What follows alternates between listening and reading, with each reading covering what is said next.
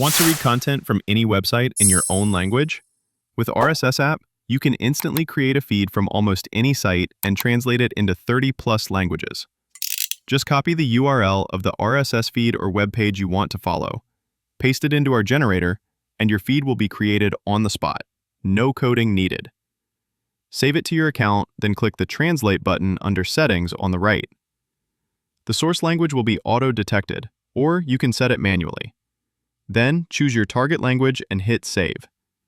Wait a few seconds for the translation to load, and from then on, every new post in your feed will be automatically translated. For even higher quality results, you can connect a DeepL API key and translate with DeepL's engine.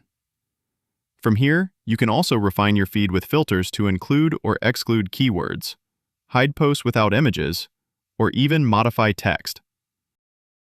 Once set up, your translated feed can be embedded on your website with pre-built widgets, shared as an XML link, or used to forward updates directly to Discord, Telegram, Slack, or even by email.